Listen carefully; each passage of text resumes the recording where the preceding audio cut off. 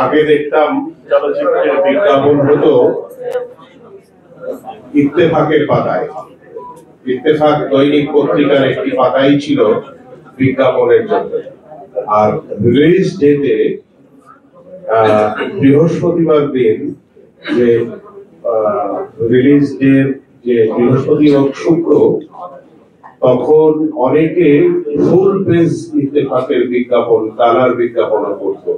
এমনও সম্ভব হতো 1-1.5 লক্ষ টাকা দিয়ে একটা পাতা রিজার্ভ ছাপা হতো, পোস্টার।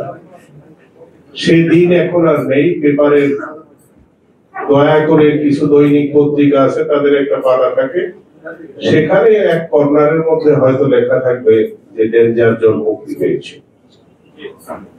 আর টেলিভিশনের কোন টেলিভিশন কোম্পানি হয়তো তার ইন্টারভিউ নেবে, নিয়ে তারা একটু প্রচার করবে। আর সমস্ত প্রচার আপনারা যারা সামনে বসে আছেন, ক্যামেরা চালাচ্ছেন, আপনাদের হাতেই সমস্ত প্রচার। আপনারাই জানিয়ে দেবেন কবে ছবিটি মুক্তি পাচ্ছে। এবং আমি যা বুঝতে পেরেছি, আমি ছবিটি দেখিনি, সানি যেটা বললো যে তার অনেক কষ্ট হয়েছে, কাজের অনেক কাজ করেছে সে, যার ফলে ছবিটা লেট হয়েছে।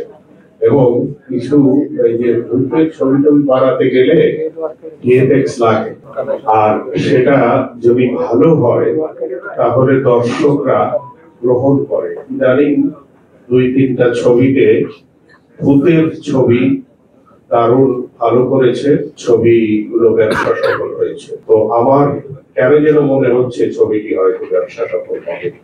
যদিও ছবি এখন সিনেমা হল নেই, আগে 100-150 হলে সিনেমা একাধারে মুক্তি পেত, কিংবা 50-60টা হলে মুক্তি পেত, সেইটা পাবে না। এখন সিনেপ্লেক্স হয়ে গেছে হলো মেইন দর্শক। সিনেপ্লেক্স পেয়েছে কিনা আমি জানি না, তবে এফডিসির ছবি সাধারণত সিনেপ্লেক্স পায় না, তারপরও হয়তো পেয়েছে। আমার মনে হয়, আমি অনুরোধ করবো ব্যক্তিগতভাবে যে সিনেমা একটা নতুন ছেলে উৎসাহ নিয়ে আসছে, আপনারা দয়া করে এমন ভাবে বিজ্ঞাপন প্রচার করবেন যাতে সিনেমা হলে যায়। এখানে যারা দর্শক আছে তারাও যেন সিনেমাটা দেখে আসে। সিনেমা হল সংখ্যা কমে গেছে আমাদের দেশে, হল নাই বলা যায় এখন। তার মধ্যেও সানি অতি উৎসাহে যে ছবিটি বানিয়েছে, অতি উৎসাহে যে আপনাদের দেখেছে আজকে, এই জন্য সানিকে অনেক অনেক ধন্যবাদ। এই ছবিতে অভিনয় করেছে বাপ্পি। বাপ্পি আমার খুব কাছের ছেলে, আমার একটা ছবিতে অভিনয় করেছিল, জয় বাংলা। সে ভালো অভিনয় করে। আপনারা এদের সবার জন্য দোয়া করবেন এবং যতটা সম্ভব হয় বিজ্ঞাপন করবেন।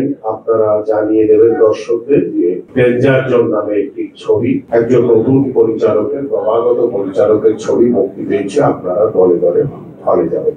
তাহলে আজকের আপনাদের সাথে যে মিডিয়া প্রেস করলো, তাহলে তার সার্থকতা থাকবে। সবাইকে ধন্যবাদ জানিয়ে আমার বক্তব্য শেষ করছি। খোদা।